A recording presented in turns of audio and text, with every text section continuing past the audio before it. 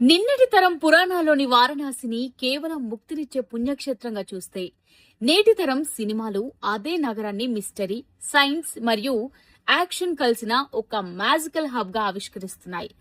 వారణాసి నేపథ్యంలో జక్కన్న చేస్తున్న సినిమా ఆ నగరాన్ని కీలకంగా చూపించిన బ్రహ్మాస్త్ర, కల్కి 2898 AD వంటి సినిమాలను గమనిస్తే ఈ మార్పు స్పష్టంగా కనిపిస్తుంది. గతంలో సినిమాల్లో కాశీ అంటే కేవలం గంగాహారతి, భజనలు, ఆధ్యాత్మికతకు చిహ్నంగా ఉండేవారు. అది పూర్తి భక్తి మార్గం. కానీ ఇప్పుడు అదే వారణాసిని ఒక శక్తివంతమైన ఎనర్జీ సెంటర్ గా చూపిస్తున్నారు. ఉదాహరణకు బ్రహ్మాస్త్ర సినిమాలో శివుడి శక్తులు మేల్కొనే ప్రదేశంగా, అస్త్రాల రహస్యాలు దాగి ఉన్న పురాతన నగరంగా కాశీని చూపించారు. ఇక్కడ పురాణాల్లోని శివతత్వాన్ని ఒక సూపర్ పవర్ గా మార్చి నేటి యువతకు నచ్చేలా ఉత్కంఠభరితమైన యాక్షన్ తో జోడించారు.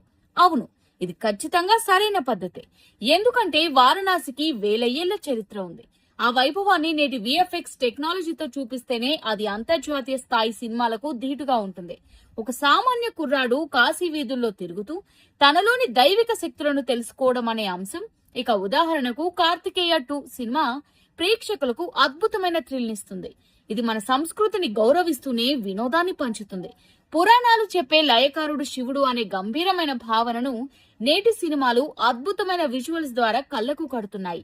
కథ ఏదైనా వారణాసి వంటి పౌరాణిక నేపథ్యం తోడైతే దానికి ఒక ప్రత్యేక గాంభీర్యం వస్తుంది.